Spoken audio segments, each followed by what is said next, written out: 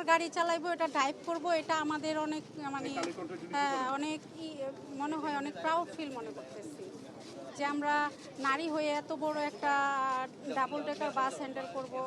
এটা আসলে অনেক খুশির ব্যাপার, অনেক টাফ বিষয়, যারা না পারে এখন আমরা পারি, আমাদের অনেক সহজই লাগে, ভালো লাগে। ট্রেনিং করছি 1 মাস 14 দিন।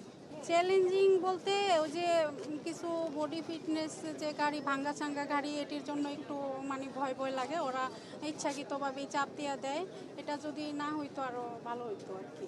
ফোটানোর ঝামেলা ছাড়াই নিরাপদ পানির জন্য ঘরে আনুন পিওরিট। কল করুন 16627। এটাতে অনেক আনন্দ যে আমরা প্রথম নারী হিসাবে, চালক হিসাবে আমরা রাস্তায় রুটে বের হইতাছি, এটা অনেক আনন্দের বিষয়। মানুষের কথা কিছু মনে করি না, আগে হয়তো বা খারাপ লাগতো, একটু লাজুক লাগতো, এখন আর লাগে না, একটু শরম টরম চলে গেছে, এখন খুব খুশি লাগে। প্লেনও তো চালাইতেছে মহিলাতে, আমার লজ্জা লাগবে কেন? আমি গাড়ি ড্রাইভ করবো আমার মতো করে। পারিবারিক সহযোগিতা নিজ স্বইচ্ছায় এখানে আসছি আমি, কোনো চাপ নাই পরিবার থেকে। অনেক হেল্প করে, আমাকে সহযোগিতা করছে বিদায় তো আমি আসছি, তাহলে তো আসতে পারতাম না, সংসার আছে সবারই। সামনে অনেক কিছু ভালো হবে ইনশাআল্লাহ, এটাই দেখি।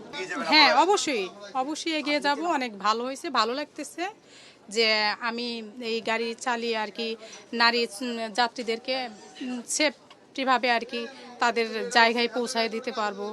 তারা আর কোনো হয়রানি শিকার হবে না, কারণ আমার এই গাড়িতে তো আর কোনো ছেলে যাত্রী উঠবে না। এই জন্য অনেকটাই ভালো হয়েছে আমাদের মেয়েদের জন্য, এবং আমার অনেক ভালো লাগছে।